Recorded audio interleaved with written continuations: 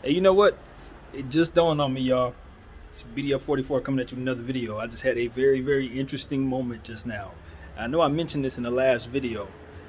Might have mentioned this, but the point is Ben Simmons is just demanded a trade from Philadelphia, and he said he's not coming to training camp. Said he wants to go to a California team. I discussed just now for the last 20 minutes about, just reacting to the whole situation and what I thought of him doing this and why this was a mistake. Pretty bad mistake. Um, but it just dawned on me that the price tag on Ben Simmons has just plummeted in such a way that now I'm starting to realize what GMs, especially these California teams, GMs are going to be starting to think about. Ben Simmons has a contract that nobody wants. It's an exorbitant amount. It's really, really, really expensive, and none of the California teams are going to want it.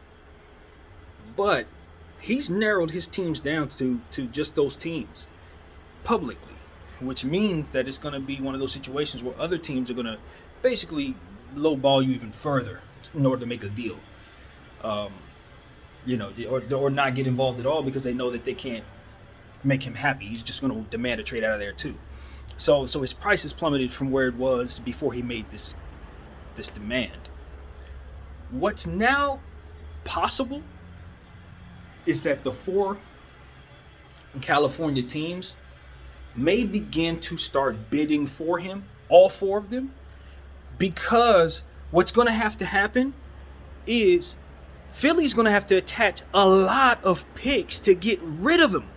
So now you're looking at him as somebody you're bringing in to give you picks. Maybe all of Philadelphia's first round picks. This is an extraordinary situation. And I don't know if it's going to play out the way I see it, because you got to see it a certain way in order to see it. Everybody has to kind of look at it this way. But if my brain is seeing this correctly, whoever takes on Ben Simmons' salary dump contract could be getting a fortune for doing so. This could actually be one of those things as to where you last week talking about the packages for Ben Simmons would be like if he goes to Golden State, Kuminga and Moody and maybe something else, and that would get it done, right? To match the numbers. Now you're talking about how do I make it so that someone would be willing to take this player within this 4-team selection. And so it's like, okay, which one of y'all, if all 4 teams start bidding, it then becomes not who is we willing to give up more to get him back, but who can drive the price up the highest on the side of Philadelphia, and get back picks from them. That's what this looks like is about to happen. Now Philly has to give up picks in order to get Ben Simmons off of their team. I don't think anything's going to happen because of it. Daryl Morey is not going to allow himself to get moonwalked into a situation like that, because this legacy's on the line, and there is no way in hell he's about to give up picks just to get someone off of his team. He's not doing that.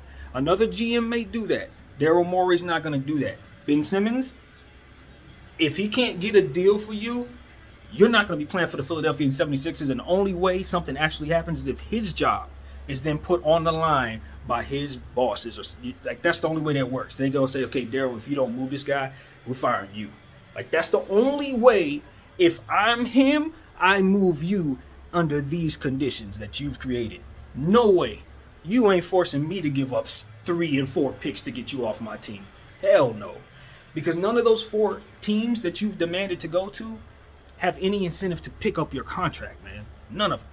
So the only way they would be able to justify to their bosses that this is a good decision is if you sweeten the pot by giving up other stuff. Other assets must come our way. It's a salary dump. That's how salary dumps work. That's why you see weird contracts get traded around for stuff that doesn't make any sense. You'll see a guy that has a certain type of cachet get traded for some dudes that you barely see, and you're like, that's a horrible trade. No, it's a salary dump. You see what I'm saying? This is what Ben Simmons is, a salary dump. And now, a salary dump has made a trade demand. A salary dump has now decided that he's going to dictate terms. It's unprecedented. And the funny thing is, the salary dump is in his young 20s. He's a perennial all-star, one of the best defenders in the world. Like, this is a gold mine. Even, like look at it like this. Now, if you're the Lakers, you actually have to, it's responsible to actually consider this.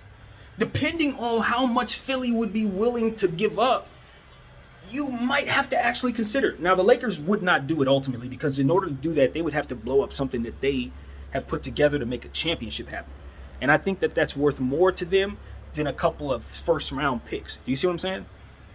That blows up something that's in place specifically for a championship. And with what we have on the line, cross us out the list. But, if the price gets to a point where Philly's giving up too much to get rid of him, Rob Pelinka will be on that phone, I promise. He'll be on that phone. If it gets to a point where they start talking about 5 and 6 first-round picks, the crazy stuff, I mean, come on. You got to do it. You have to do it. That's the scary part. You have to do it. So now nothing's ruled out. Now that my brain is taking me all to this place, now I can see him go to either one of these 4 teams. If I'm the Clippers, Paul George, you on the move. If they talking about giving me 4 picks, I gave up 4 picks to get you. This is a golden opportunity for me to get them damn picks back. I'm giving you up. You out of here.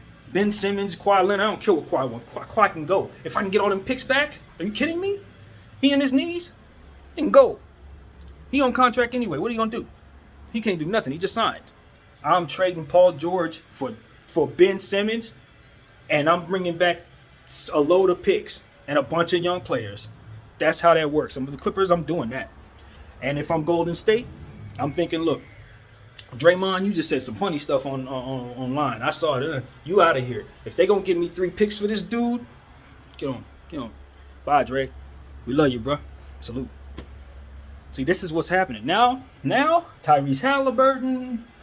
I can see them. They have to match the numbers, is what I'm saying. So, I don't see De'Aaron Fox being a part of this deal. No, sir. No, I ain't doing that. But the other stuff that can make the deal work, guys like Harrison Barnes, yeah, you can come on, bro. So now it's going to become a bidding war. It's going to become a bidding war. It's actually an inverted situation.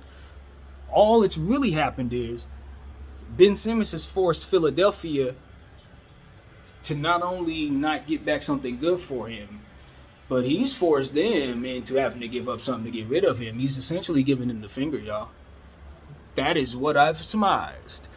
Ben Simmons is saying to the Philadelphia 76ers, y'all want to throw me under the bus? That's how y'all want to do me?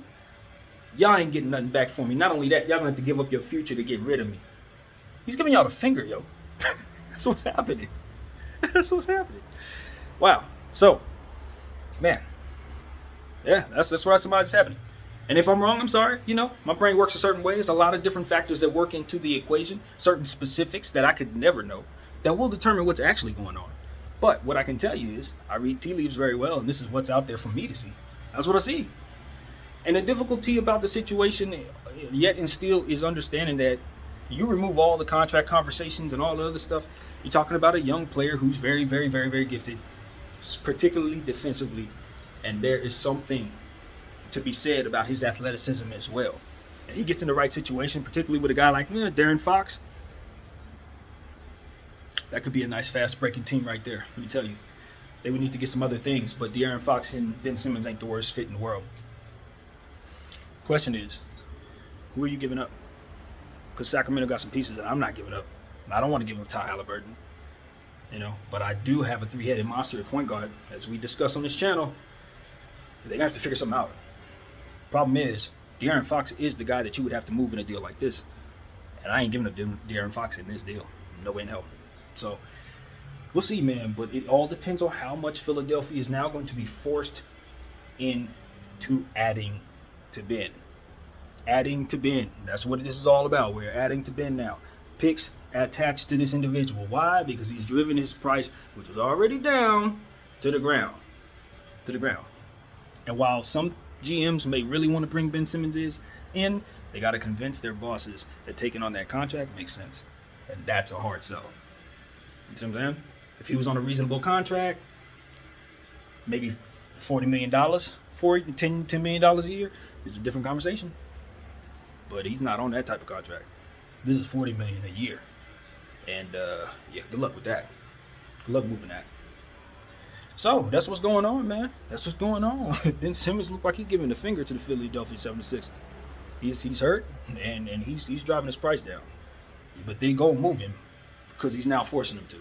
This is devious stuff going on, man. Some spiteful individuals in this NBA, and we've seen it with Kawhi Leonard, and we've seen it with Ben Simmons. It took me a while to see what's going on because really, to me, it seemed like he was at a position where he didn't want to necessarily, drive his value down. But now that I think about it, you see what has to happen in order for his value to leave. At this point, if it goes down this way, Philly gets destroyed by this. I mean, it's a sad day for Philadelphia if they are forced into trading 3 picks in order to get rid of this guy. That's devastating, bro. That is not how. Joel don't deserve that, homie. Joel don't deserve that. Let's just keep it a buck. There's a such thing as karma, fam. You didn't play well. You didn't shoot the 3-ball well. Maybe they didn't react well to you when you were at your lowest. But as a person, I'm just speaking out. If what I see is going on as a person, the city of Philadelphia, they don't deserve that, bro. If you had played great basketball and people turned their back on you, cool. But that you didn't show your best in a time when they were depending on you to do so for whatever reason, that's not their fault for reacting to it the way that they did. It's not their fault for being frustrated in frustrating situations. We cannot lose sight of the self accountability in the situation. You can't lose sight of the fact that there's accountability to be had. Now, you come out there and you play your best basketball and you earn the leverage that you're trying to wield, and then you'll have the respect of your peers. But doing things like this, you won't be respected in any locker room you go into, sir. That's what's going to end up happening. If this is what you're doing, those behind the scenes, they're going to see it just like I did. Just like I figured it out, they're going to figure it out. And they're going to look at you and say, oh, you on that type of time? Not only you not taking accountability for the fact that you looked bad out there, but you also willing to be spiteful to the people who are reacting to the fact that you may have let them down. What you gonna do when we let you down? What you gonna do when we react to your mistakes? This is the type of stuff that keeps guys from getting jobs when they're in their late 30s, bro. It's the type of stuff that when they're trying to figure out whether or not you done or not, you be done. It be this type of stuff. I don't know, man. I don't know. With my type of mind, who knows? I'm just probably digging too deep. It's probably just the wedding cake weed. I don't know. But honestly, you guys, his price tag is on the ground. And what that means when the contract is up to the sky at $40 million a year is that you have to make the incentive